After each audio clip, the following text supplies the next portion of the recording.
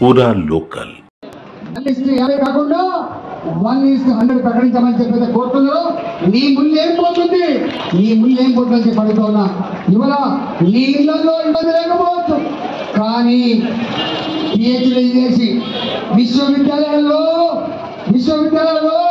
Double పీజీలు triple పీజీలు చేసుకొని ఉద్యోగం వస్తేనే ఇంటికి పోదామని చెప్పి, ఉద్యోగం వస్తేనే పెళ్లి చేసుకుంటా అని చెప్పి, ఉద్యోగం వస్తేనే ముసలి అమ్మ నాన్నకు అన్నం పెట్టాలని చెప్పి ఎదురు చూస్తున్నటువంటి యువకులకి నిరాశ మించే ప్రయత్నం చేయకు. 1:100 తప్పకుండా ప్రకటించమని చెప్పి ఈ వేదికగా డిమాండ్ చేస్తా ఉన్నాం.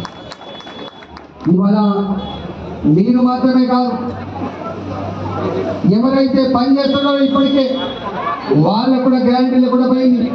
దీనివల్ల అయితే లేదు, జీతాలు వస్తలేవు, వాళ్ళు ఆందోళన పడతా ఉన్నారు.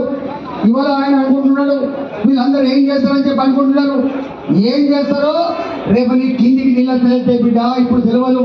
ఇవాళ నువ్వు బ్రహ్మాండంగా నీ అధికారులు అంటుండొచ్చు, నీ పైసలకు లోపల లొంగిపోయి, నీ డబ్బుకు లొంగిపోయిన ఛానళ్ళు, నీ డబ్బులకు లొంగిపోయిన పేపర్లు, పతాక శీర్షికలలో నీ ఫోటోలు వేసి నీ ఫోటోలు పెట్టి నేను గొప్పగా కీర్తిస్తుండొచ్చు.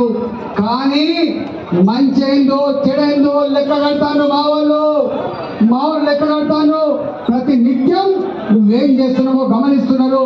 ఇవాళ ఆనాడు కేసీఆర్ కంటే కూడా ఇవాటి రేవంత్ రెడ్డి హయాంలో పోలీసుల ఎక్సెస్ పెరిగిపోయింది.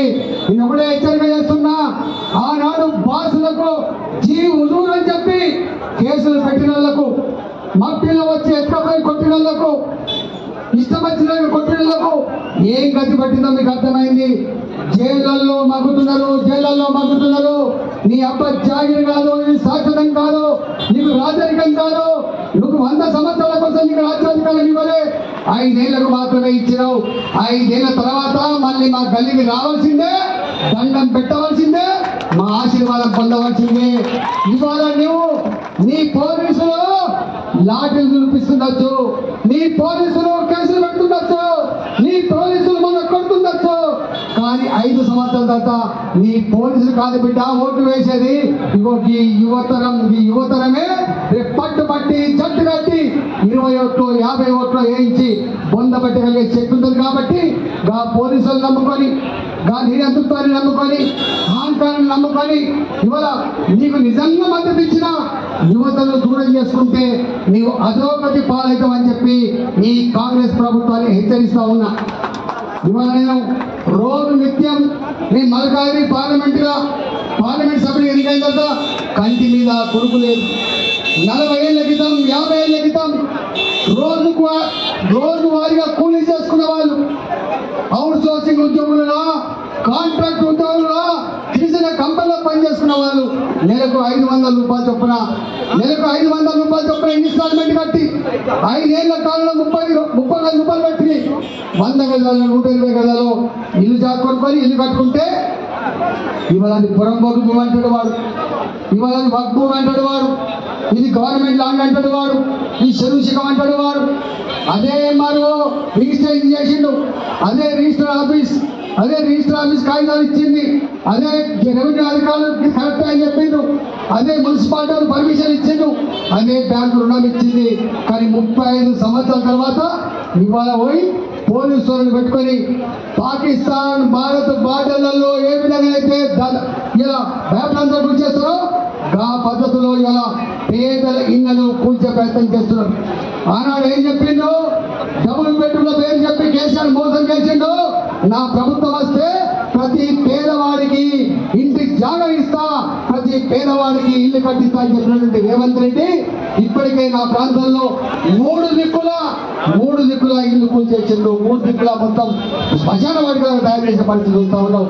ఈ వేదిక నుంచి హెచ్చరిస్తా ఉన్నా, పై నుంచి ప్రెషర్ వస్తుందని చెప్పి భావించే బానిసలారా, చట్టానికి కట్టుబడి పనిచేస్తున్నారా, నీ ఇష్టానికి లోబడి పనిచేస్తున్నావా తెలుసుకో.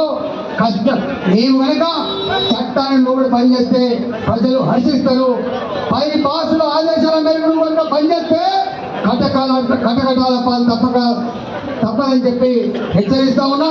ఇవాళ మీ అందరికీ కూడా బీజేవైఎం ఆధ్వర్యంలో రాష్ట్రంలో ఉన్న 2 లక్షల నిరుద్యోగ యువత కోసం ఏ సంఘీభావం కోసం అయితే ఈ ధర్నా పెట్టిందో, ఏ సంఘీభావం కోసం అయితే దెబ్బలు తింటా ఉన్నారో, ఏ సంఘీభావం కోసం అయితే ఎలా జైలు పాలవుతున్నారో, ఈ పోరాటానికి భారతీయ జనతా పార్టీ సంపూర్ణంగా మద్దతు ఇస్తుంది, మీ వెంట ఉంటుందని చెప్పి ఈ సందర్భంగా తెలియజేస్తూ, పోరాడితే పోయేదేమి లేదని చెప్పి ఇవాళ మీరు ఏ పాట పట్టిందో తప్పకుండా మీకు విజయం సాధించి తీరుతారని చెప్పి ఆ విజయంలో మా సపోర్ట్ ఉంటుందని చెప్పి మళ్ళీ తెలుసుకున్నా. భారత్ మాతాకి నిరుద్యోగ సమస్యలు వెంటనే గ్రూప్ 1లో 1:100